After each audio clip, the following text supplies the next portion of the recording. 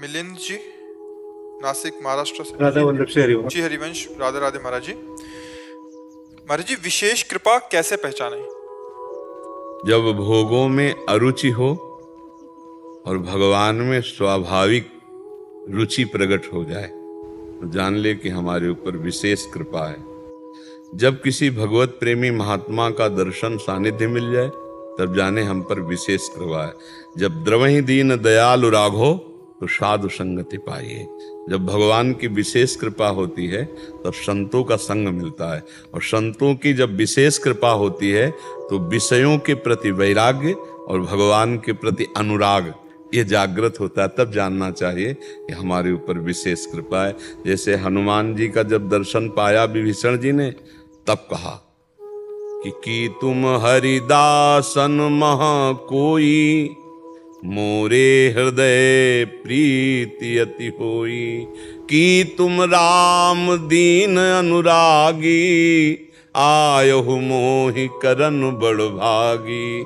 हे हनुमान जी से कहे, हे प्रभु, या तो आप कोई भगवान के विशिष्ट भक्त हो या स्वयं भगवान हो, क्योंकि मोरे हृदय प्रीति अति होई।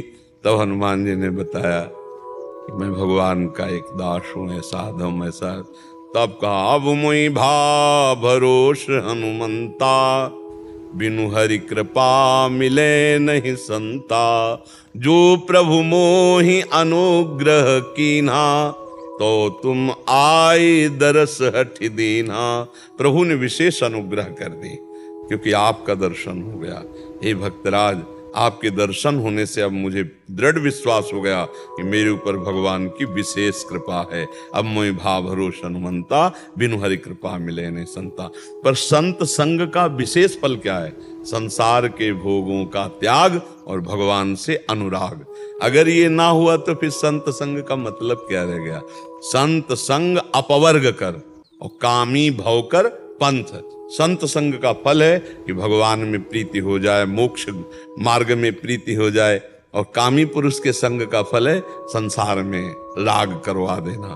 तो विशेष कृपा दो में, पहला भगवान के सिवा और कुछ अच्छा न लगे ऐसा हमें संग मिल जाए, ऐसा हमें भजन मिल जाए, ऐसे भगवत प्रेमी महात्मा के वचन सुनने को मिल जाए जिससे हमारा संसार राग खत्म हो जाए।